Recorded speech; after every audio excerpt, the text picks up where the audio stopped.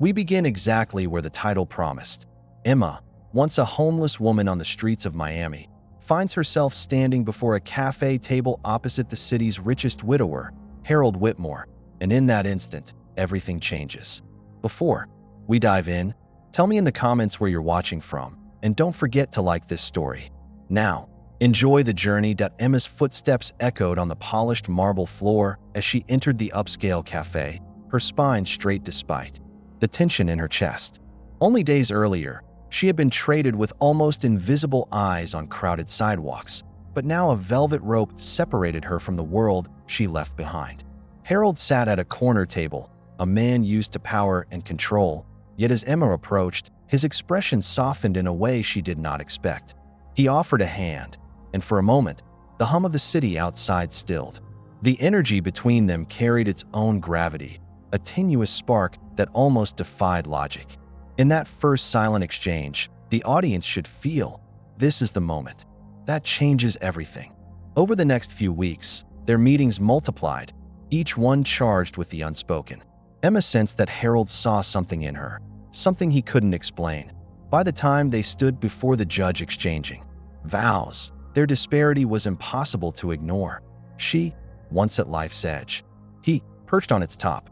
Headlines gossiped about the bride from the streets and her billionaire groom, but Emma's eyes betrayed no triumph. She was surrounded by opulence, yet her posture remained one of guarded vigilance. There was no celebratory laughter, just the quiet awareness that her entire world had shifted, and perhaps not in a way she could yet control. Everything changed the night she received the call. Emma was in their bedroom, vast windows, but she hardly noticed the view. When the news came, Harold had collapsed beyond help. She stood rooted in place as she tried to imprint the sound of his calm voice into her mind. At his funeral, clad in the crisp black of mourning, she stood at his casket with rigid grace. She could feel the scrutiny, the pity of the outsiders, the doubt of those who wondered if the woman from nothing could ever hold such power. Yet she spoke no words, offered no tears. Her silence was sharper than any confession. When the lawyers arrived, Emma was present but distant as they revealed the size of the fortune now under her control. She signed documents with a poised hand, her eyes fixed on the horizon outside the glass offices. A single parchment, a letter from Harold, gleamed from the stack. She tucked it away, unwilling to read it, yet unwilling to discard it. Something in that letter held the power to fracture the facade she wore so well. The figures were staggering, but behind them lay the void she could not fill. The audience should sense that this is not a fairy tale fulfilled, but the beginning of a darker, more complicated chapter. As the sun set over Miami, painting the Atlantic in streaks of gold, Emma stood alone on the balcony of the penthouse she had never expected to inhabit. The city's lights blinked at her with false warmth. She closed her eyes and inhaled, feeling the weight of every life she had stepped through and every life that would now step through her. The woman who had survived the streets now wore diamonds and carried a name that opened doors, yet she felt smaller than ever. And as the final glow of twilight faded, the audience should feel it too. This is just part one of a story where nothing is as resolved as it seems, and every choice has a hidden consequence. Dylan appeared on a cloudy Tuesday morning, his steps confident yet discreet as he approached the gates of the Whitmore estate. He wore a tailored suit with the faint insignia of a security firm embroidered near the cuff. Nothing flashy, just enough to suggest precision and discipline. His jaw was tight, his eyes scanning every movement around him. But the moment he saw Emma standing at the top of the marble steps, something inside him tightened further. He recognized her instantly. She had changed, cloaked now in wealth, poised in the kind of silence that commands attention. But the woman before him was the same one he'd seen years ago, barefoot and covered in dust, refusing his help with a stare more violent than any slap. Emma looked at Dylan with cool formality and offered a short nod before gesturing toward the service entrance. She didn't explain his duties beyond drive and observe, and she didn't smile. He accepted it without hesitation, but even in the clipped introduction, he could sense tension beneath the surface. Their days quickly fell into a rhythm. Morning rides to the lawyer's office, afternoons checking properties Harold had left behind, evenings spent in near silence as she read beside the window. Dylan didn't speak unless spoken to, but he watched everything. Her habitual glances at shadows, the way she gripped her phone when unfamiliar numbers called, the tiny hesitation before she stepped into any room. It wasn't fear exactly. It was calculation. Emma was surviving something again, and Dylan knew the look of someone constantly weighing escape. During one of their longer drives, he asked about her life before Harold. Her gaze remained fixed on the road, and for a moment he thought she wouldn't answer at all. Then she said, "Before doesn't matter," and that was the end of it. But Dylan remembered. He remembered the exact street corner, the torn sleeve of her jacket, the way she had looked through him like he was part of the world that had failed her. That day, she had refused his water bottle, refused his concern, and walked away with a spine that didn't bend. He hadn't forgotten, and now, sitting beside her in a $1 million car, the question burned louder. What had happened between then and now? And why did he still care? Emma kept her distance, yet every day she allowed him a little closer, not in words, but in trust. She handed him keys without looking. She let him into the estate without protocol. She once fell asleep during a ride home, her breathing shallow but steady, her head tilted toward the window. Dylan didn't move, didn't speak, just drove slower, letting the moment stretch. It wasn't affection, and it certainly wasn't friendship. It was something older, something forged not by conversation but by time and pain. He knew that kind of bond. He'd had it once in the military, with men who never said what they feared, only what needed to be done. Emma was one of those people, and now she was alone in a fortress of gold, more vulnerable than she'd ever admit. Late one evening, Dylan spotted a photograph tucked behind a stack of legal files. It was Emma, younger and rougher, seated on a curb, holding a paper bag. The image was old, grainy, and clearly taken without her consent. When he asked where it came from, she didn't respond.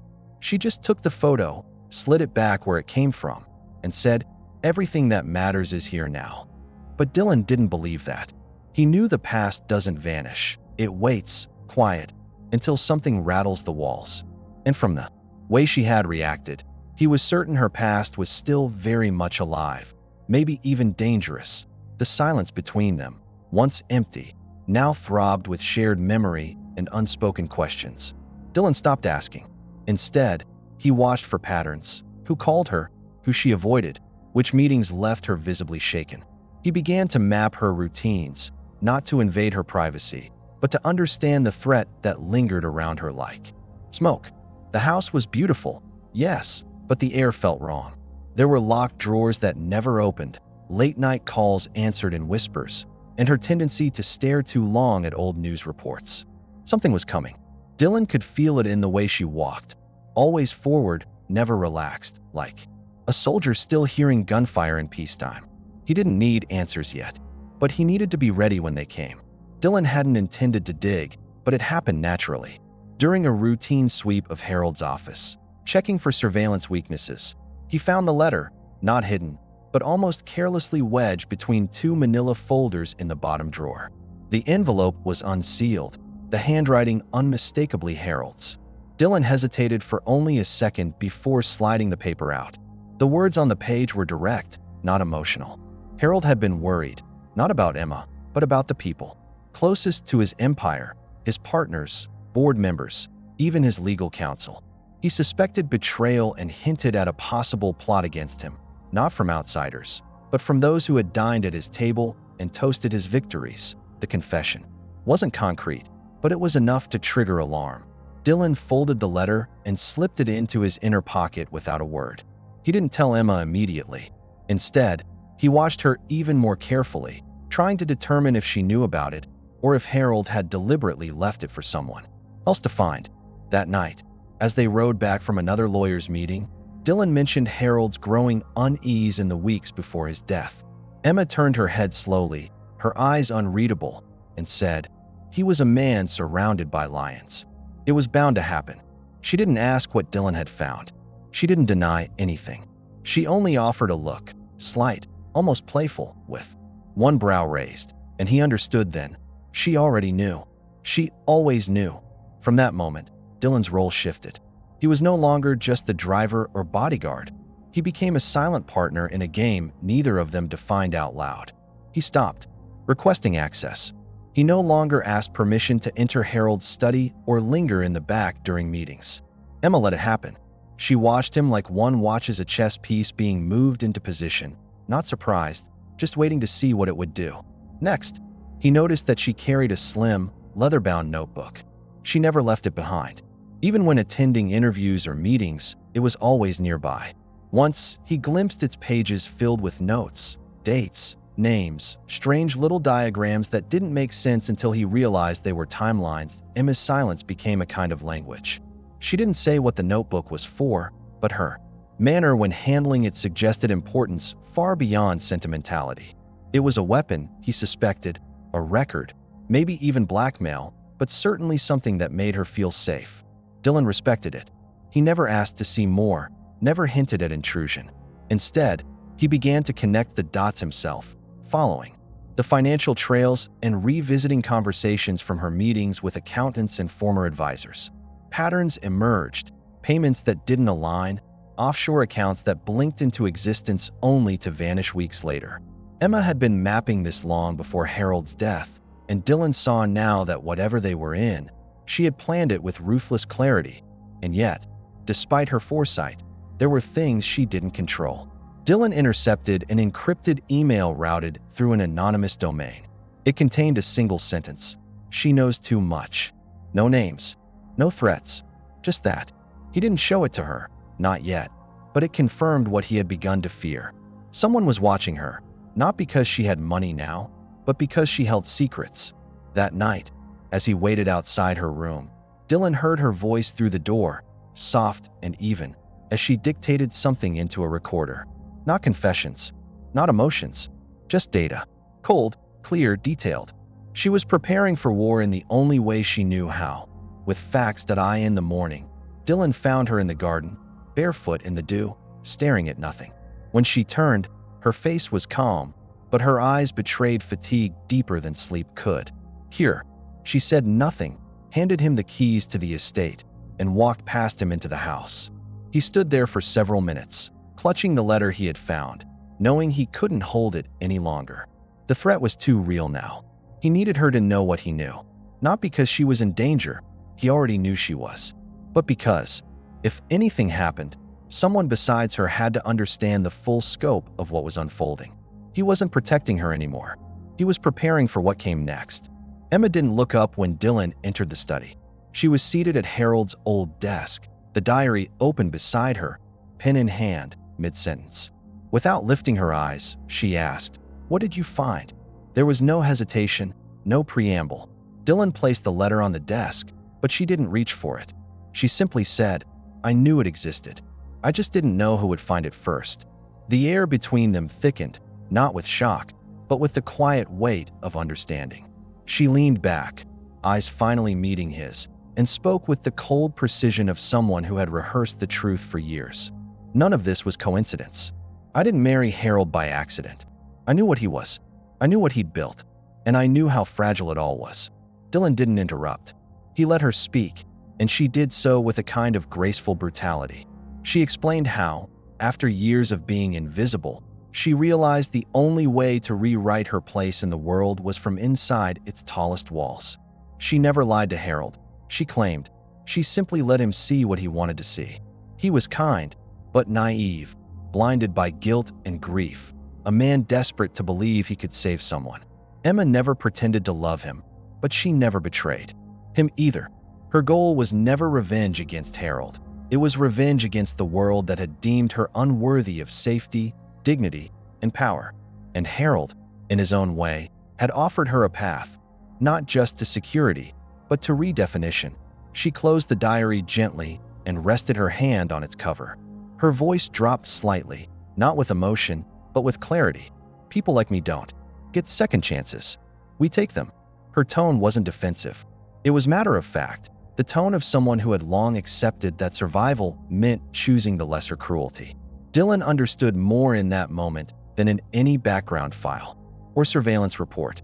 She wasn't a widow clinging to memories. She was a strategist, and her grief, though real, had been compartmentalized long before Harold's death. What surprised him most was not the content of her confession, but the calm with which she offered it. There was no appeal for forgiveness, no need for validation, just truth, laid bare, and a readiness to face its consequences. Dylan stepped closer but kept his voice even. "Did you suspect Harold's death wasn't natural?" Emma hesitated just for a breath and then said, "I knew it wouldn't be." She turned toward the window then, staring out at the hedges. He was beginning to pull away from the others, asking questions, wanting to change his will again. "I warned him." She didn't elaborate. She didn't need to. Dylan could fill in the gaps, the hostile board members, the sudden legal roadblocks, the subtle pressure from people who had never once been denied what they wanted. Harold had become a liability to his own empire, and in such circles, liabilities don't last long. Emma hadn't orchestrated it, but she'd seen it coming. Her silence wasn't complicity. It was survival, the quiet stretched. Then, without looking at him, she asked, "And now that you know, what will you do?" Dylan didn't answer right away. He watched her fingers tracing the edge of the diary, her posture tense but unwavering.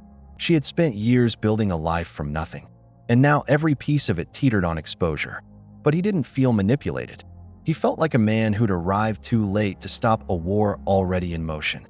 "I'll stay," he said finally. "Not for loyalty, for truth." Emma nodded once, almost imperceptibly. No thanks, no relief, just acknowledgement. And as the sun dipped lower, casting shadows across the desk, it was clear something between them had changed. Not romantically, not even emotionally, but strategically. They were no longer playing separate games. Now they moved together. Dylan began his investigation without announcements or fanfare. The clues were buried deep: financial audits that didn't line up, meetings with shadowed minutes, security footage wiped too conveniently from key days. The board members who had once welcomed Emma with thin smiles now grew colder, their greetings clipped, their eyes hard. He started by tracing offshore transfers made shortly before Harold's death. Funds moved through shell companies linked to his two oldest partners, one of whom had recently acquired land under an alias in the Cayman Islands.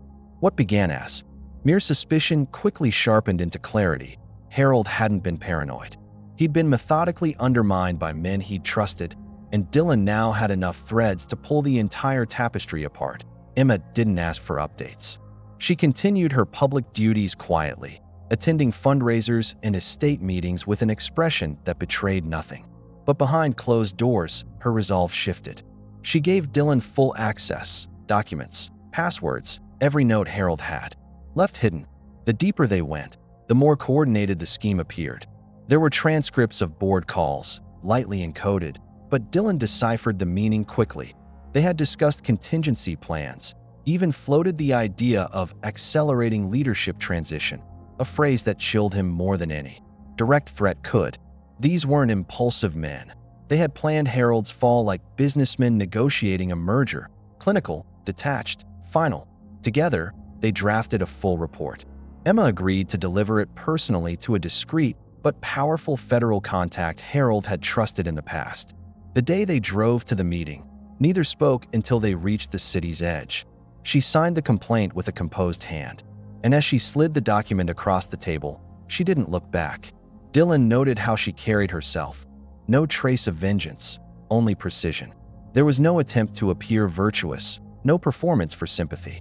She wasn't exposing corruption out of grief. She was doing it because silence now would be an endorsement, and she had fought too long to ever be complicit in someone else's crime. The media caught wind days later. The headlines were relentless. Widow accuses billionaire board of plot. From streets to power. Emma Whitmore breaks silence. And more cynically, the beautiful pawn or the mastermind.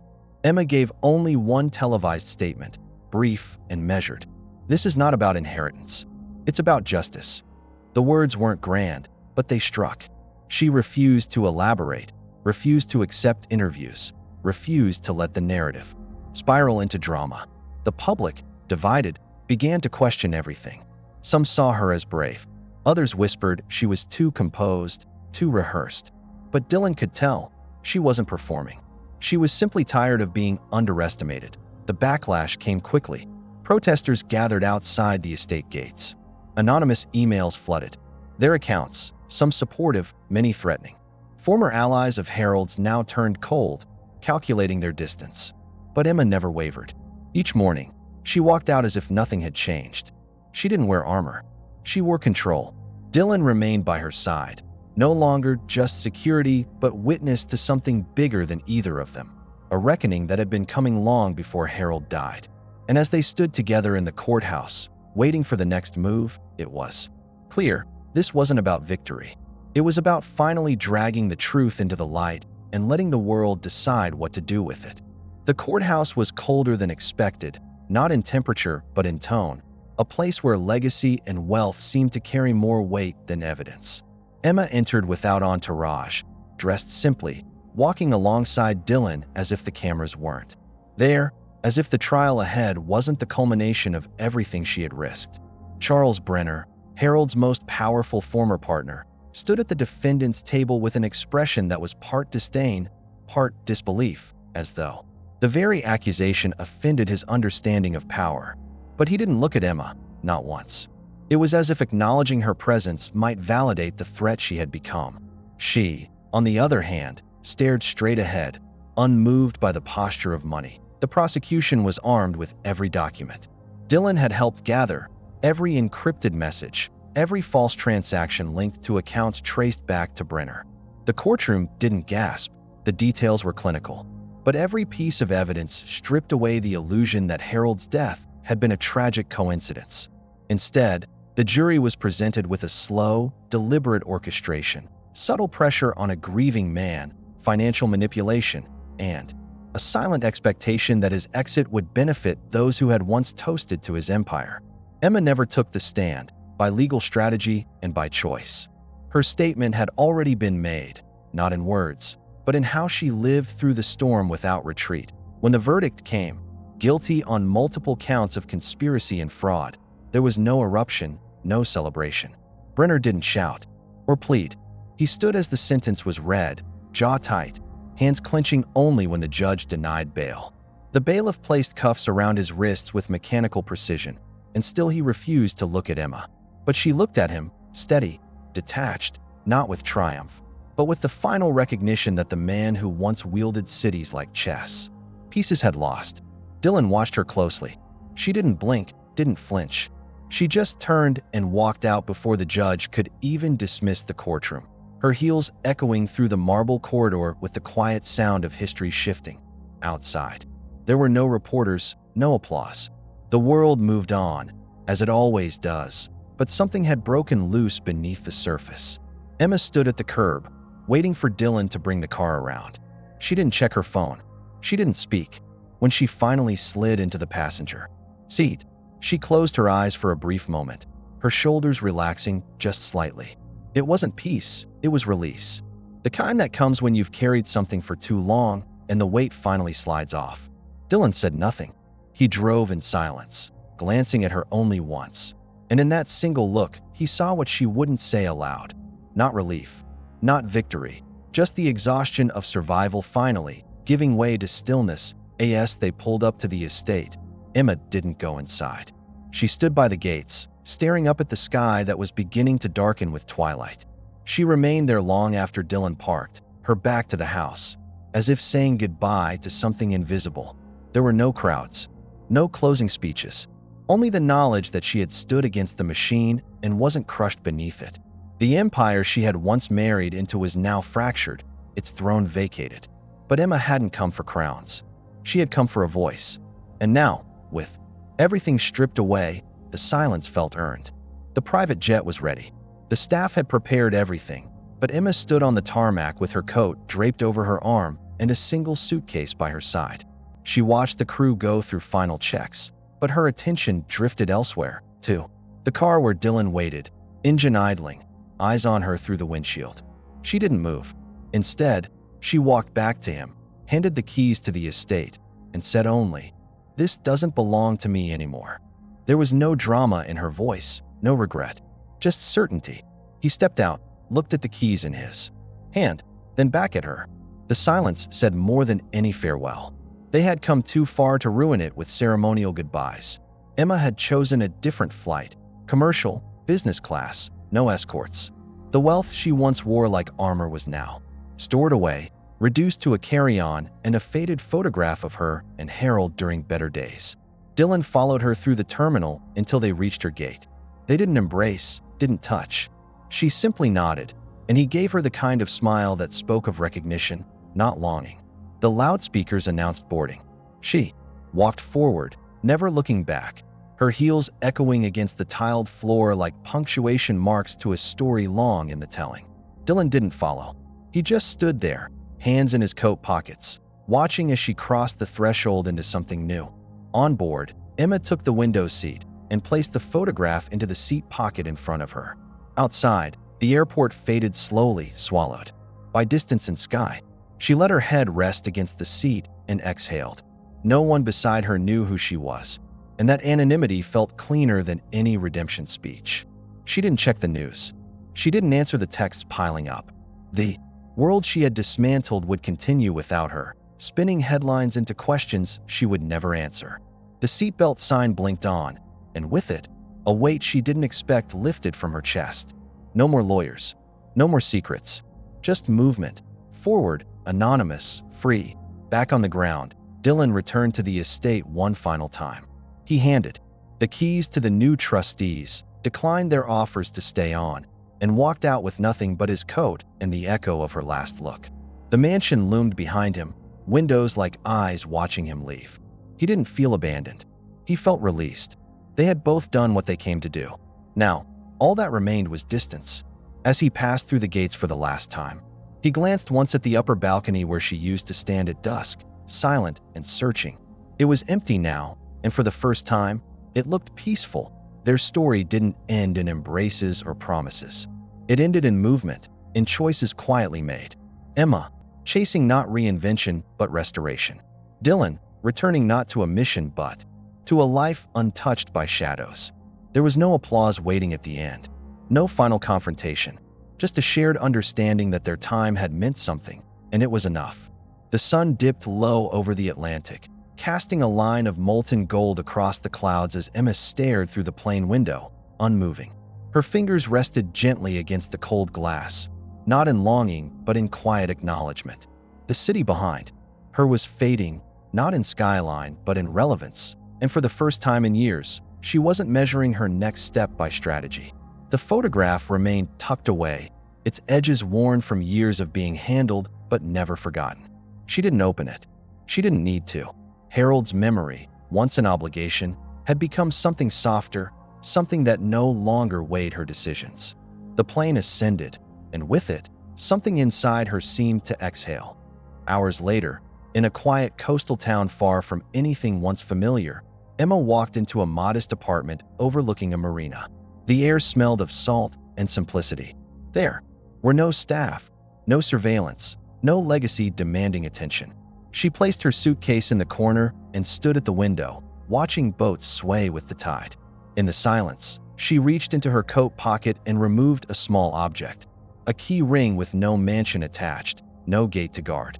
It was ordinary, insignificant, and yet, as she placed it on the table, the act felt like a declaration. There would be no return to that estate, no slow crawl back into the gilded life. She had closed that door quietly, and without needing to lock it. Dylan moved differently now, back in a city that never asked questions. He passed through streets where no one knew his name, yet he caught himself pausing at moments that reminded him of her. A woman adjusting a crooked painting in a cafe. A man staring too long at a train schedule, lost in decisions he hadn't yet voiced. There were no phone calls between them, no lingering letters. Just the understanding that they had played their part in something bigger than either of them expected. He worked quietly now, consulting, assisting others who needed clarity, not saving lives, but witnessing them. And sometimes, when the work was done, he sat by the waterfront and waited for nothing. Not out of loneliness, but because stillness had become its own kind of purpose to in Miami. The media had moved on. New scandals, new names. Emma's face no longer appeared on screens or in headlines. The estate had been converted into a foundation, its mission vague but genuine. Anonymous donations trickled in, some from old allies, some from strangers. The world didn't need to remember her. It only needed to keep moving. But somewhere in the corridors she once walked, Her decisions echoed through changed policies, reshaped power structures, the quiet fear in voices that once spoke without consequence. The system hadn't collapsed, but it had shifted, and not one of them would ever be quite as untouchable again. Late one evening, Emma stood in a market, her basket filled with nothing extravagant: coffee, soap, a small potted herb. The cashier didn't recognize her, and when he asked if she wanted a receipt, she simply smiled and shook her head. Outside, she paused on a bench overlooking the harbor, sipping from a paper cup. A child laughed nearby. A gull swooped low over the water. She wasn't waiting for anything, not for absolution or applause. She was just still, the kind of stillness that only comes after fire has passed through and left behind something new, something livable. She closed her eyes for a moment, not to escape, but to breathe, and that was how it ended. Not with declarations or reunions, but with choices made quietly, lives redirected, and a woman no longer running from her past nor chasing anyone else's future. No banners waved, no lessons spelled out, just the lasting weight of what happens when someone dares to change the story others wrote for them and chooses, finally, to write in silence. Thanks for watching. If you enjoyed this video, don't forget to hit the like button, subscribe to the channel, and tap the bell icon so you never miss an update. Your support helps us grow and bring you even more amazing content. See you in the next one.